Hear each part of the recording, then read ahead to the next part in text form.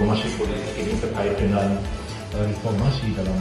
undang-undang tentang pemilu, tentang partai politik, dan tentang MD3, undang pemilu dan undang-undang tentang badan-badan perwakilan kita. Hari ini telah disampaikan kepada kami beberapa poin, ada 15 poin terkait dengan usulan dari koalisi masyarakat sipil untuk kodifikasi RUU Pemilu,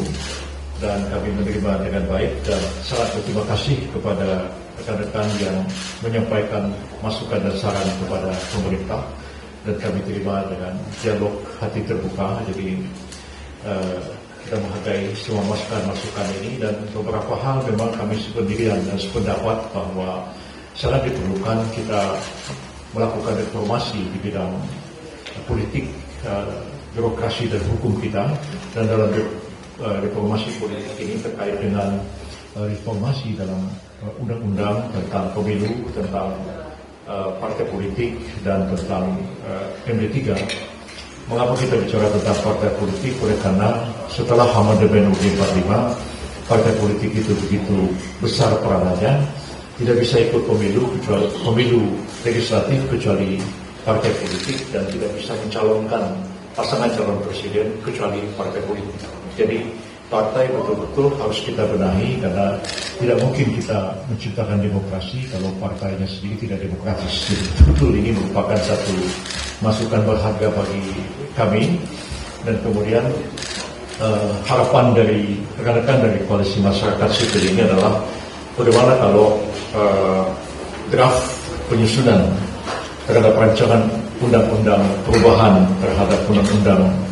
partai politik, undang-undang pemilu dan MD3 itu datang dari koalisi masyarakat sipil ini, dan kami menyambut baik dan kami berpendirian bahwa memang sebaiknya first draft dari rancangan undang-undang itu datang dari mereka yang non-partisan, para akademisi, para aktivis yang memang tidak punya kepentingan politik langsung. Dan harapan dari rekan-rekan koalisi ini adalah supaya nanti pemerintah yang akan mengambil inisiatif mengajukan rancangan undang-undang yang didasarkan atas usulan atau first draft yang diberikan oleh rekan-rekan dari koalisi masyarakat sipil untuk kodifikasi rancangan undang-undang pemilu ini. Dan saya kira dengan kerjasama yang baik antara pemerintah dan seluruh lapisan masyarakat, LSM, kemudian berbagai perkumpulan yang concern terhadap reformasi politik ini sangat penting, dan kami merespon positif apa yang disampaikan kepada kami, dan kami ingin juga menjelaskan kepada seluruh rakyat bahwa pemerintah sungguh-sungguh berkeinginan untuk melakukan reformasi di bidang politik, dan sudah menjadi agenda yang dicanangkan oleh Presiden Prabowo Subianto. Dari 8 asta cita yang beliau kemukakan itu, salah satunya adalah reformasi di bidang hukum,